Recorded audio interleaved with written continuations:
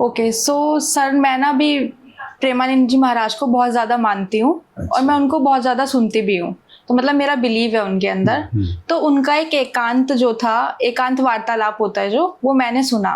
तो उसमें वो कह रहे थे कि अगर आप अपना ये जो यहाँ का जो शरीर है, अगर आप उसमें असत्य रखते हो तो आपका पतन होता है, लेकिन अगर आप गुरु के शरीर में असत्य रखते हो तो आपका पतन नहीं होता है, आपको भगवान मिलते हैं।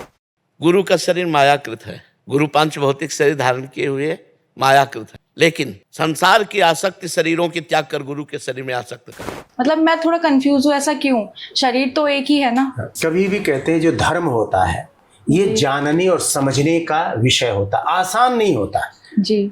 आप किसी धर्म गुरु के पास जब जाते हो तो एक तो ना आपके मन में एक ये धारणा ले कि बहुत बड़े संत हैं और ये तो भगवान के स्वरूप हैं, इनकी जो वेशभूषा है, भाल पे त्रिपुंड है या तिलक है और बिल्कुल पीले वस्त्र, लाल वस्त्र, संन्यास धारण किया हुआ है, तो ये तो साधारण तो है ही नहीं, ये तो भगवान के बाद समझ लो या भगवान के तुल्य समझ लो। आप एकदम से ऐसा एज्यूम करके तो ऐसे एकदम दैन्य भाव, ये होना चाहिए। ये सही है यहाँ तक जो अभी बात बोली ना। यहाँ के शरीर आसक्ति और गुरु का शरीर की आसक्ति, ये शास्त्र ऐसा कहता है। अच्छा, गुरु के शरीर का नहीं बोलता है, ये लिखा नहीं है। यहाँ का शरीर, ओनली यहाँ का शरीर, अब वो किसी का भी शरीर हो, पर यहाँ पे जो बाबा लोग हैं ये कह देते गुरु के शरीर में आसक्ति। अब देखो जब ये बात हम कहते हैं तो वहाँ स्त्रियां भी होती हैं, उसमें वृद्ध स्त्रियां होती हैं, जवान लड़कियां, युवतियां होती हैं, सुंदर स्त्रियां, सुंदर लड़कियां होती हैं, पुरुष होते हैं, यंग जवान लड़के होते हैं। ये बात सब पे लागू होती है। और जब ये बात लागू हो जाती है, जब मन में श्रद्धा हो जाती है तो आप ब्लाइंड हो जाते हो और एक सुंदर 18-20 साल की लड़की किसी बाबा के पास जाके वो तो यही मानती है कि ये शरीर जो है इनका दिव्य है, ये गुरु जी हैं, आसक्त होती, उनको स्पर्श करती। आसक्त का मतलब गुरु का शरीर है, चरण धोना, चरण पखारना, चरण दबाना। और देखो सुंदर स्त्री यहाँ के शरीर को जैसे ही स्पर्श मिलता है, चूंकि शरीर माया का है तो वो सारी चीजें अपना रिएक्शन देती हैं, मन में विकार आना स्वाभाविक है, इसलिए वर्जित है। मैं कहता हूं शास्त्र ही वर्जित करता है कि यहाँ का शरीर, गुरु शब्द, गुरु कैसे प्रूफ होगा? ये मैं कह दूं कि मैं गुरु सुशील मोहन यादव, मैं गुरु हो गया क्योंकि मैंने खुद कह दिया। गुरु होता कौन है? जिससे आपने दीक्षा ली है, गुरु मंत्र लिया है, उसको भी सिर्फ अंगूठा धो के पीते हैं। और जो गुरु को भी अपने प्रणाम स्त्री करती है, दूर से ऐसे चरण माथा देखती है, अपना आंचल उठा के आंचल से, विधि है। तो यहाँ पे आपको समझना होगा। ऐसे ये कहते हैं जो गुरु का शरीर होता है वो है तो पंचभौतिक धारण किया है। देखो अब थोड़ा सा और पीछे शुरुआत में आते हैं। यहाँ का शरीर जब जन्म लेता है, जो गुरु था वो पैदाइशी गुरु नहीं था, वो साधारण बालक की तरह ही जन्म लेता है, उसका भी शरीर आम इंसान की तरह ही होता है। तो आगे चल के वो दिव्य कैसे हो जाता है वो मैं बताता हूँ। ये धर्म नहीं है। अगर ये धर्म होता तो भगवान राम जब अवतार लिए, माँ जानकी भी आई, भगवान अपने पूरे अंशों सहित चारों भाइयों के, जो 3 और भाई थे उनके सहित आए, और उनकी जो पत्नियां थी सभी, जब इस धरती पे अवतार लेते भगवान अंशों सहित, ये भगवान के अंश हैं, राम लक्ष्मण भरत शत्रुघ्न, राम के ये अंश है, भगवान का विस्तार कह लो।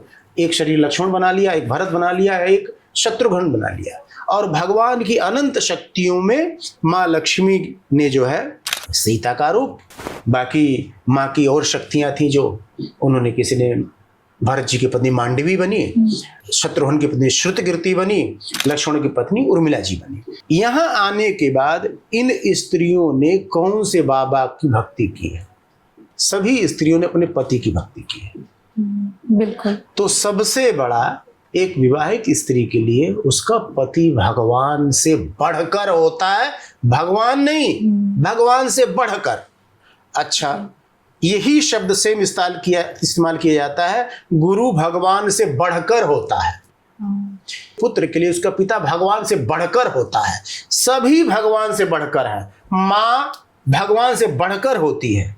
सभी तो भगवान से बढ़कर हैं। उसमें गुरु है, पिता है, माँ है, पति है, सारे भगवान से बढ़कर है। कौन कहता है ये बात? शास्त्र कहता है। अब तुम्हें कंफ्यूजन तो बहुत ज्यादा हो गया कि गुरु को भगवान से बढ़कर मानूं, हाँ। या अपने पति को भगवान से बढ़कर मानूं, अपने पिता को भगवान से बढ़कर मानूं, या माँ को भगवान से बढ़कर मानूं। किसको मानूं? इतना कंफ्यूजन क्यों है? सीधे शास्त्र में जाओ, घुसो। किसी बाबा की बात मत मानो, मेरी भी मत मानो। तो शास्त्र में आगे चलो, मैं देखती हूँ माँ सीता यानी जानकी जी, ये राम के अलावा यानी अपने पति के अलावा तो कोई बाबी बाबा का कोई लेना देना ही नहीं माँ को, न किसी बाबा की भक्ति की, न कि माँ जानकी जब अत्रि ऋषि के आश्रम में जानती, जो अनुसुईया जी के पति थे, महान पतिव्रता स्त्री अनुसुईया जी, तो माँ ऋषि को दूर से प्रणाम करती हैं और ऋषि पत्नी अनुसुईया जी के गले भेंटती हैं। स्पर्श है यहाँ पर किसका? एक स्त्री का किस स्त्री से स्पर्श। और अत्रि ऋषि को दूर से प्रणाम करती है। यहाँ भगवान माँ अनुसुईया को दूर से प्रणाम करते हैं और ऋषि के चरण छूते हैं। पुरुष का मर्यादा। इसलिए इस पे कभी मत जाना।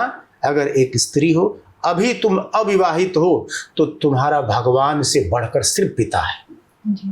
तुम्हारा भगवान और कोई नहीं है। गुरु सब बाद में, गुरु तुम्हारे पिता के लिए होंगे। तुम्हारा भगवान तुम्हारा पिता, उसके बढ़कर कोई नहीं है। उसके बाद माँ। अगर तुम्हारे पिता कहते हैं उस बाबा के पास नहीं जाना है, जो गुरु है चाहे कुछ भी है, तो नहीं जाना है तुम्हें। यही तुम्हारा धर्म है। माँ पिता के बाद आती है। देखो ये जानो, यही धर्म है। मैं बता रहा हूं, क्योंकि तुम्हारी माँ का भी भगवान तुम्हारा पिता ही है। अब जब एक लड़की का, अविवाहित कुंवारी लड़की जब विवाह हो जाता है, तो माता पिता सब गए तेल लेने, ओनली उसका पति भगवान है। कोई न बाबी, न बाबा, न भगवान। ये भगवान स्वयं कहते हैं। देखो गुरु जो शब्द होता है, गुरु के लिए शब्द बोला गया। लोग बाबा लोग जो दिग्भ्रमित, गुरु ब्रह्मा, गुरु विष्णु, गुरु देव महेश्वरा, गुरु साक्षात पर ब्रह्म, तस्मै श्री गुरुवे नमः। इसमें शरीर नहीं है, उसका भी शरीर यहीं का है, माया का बना हुआ है। मैं कहता हूं क्योंकि शंका है, वह पराया शरीर है। एक विवाहित स्त्री के लिए स्पर्श सिर्फ उसके पति का, बस। विवाह के बाद विवाह हो गया, आपका भगवान आपका पति ही है।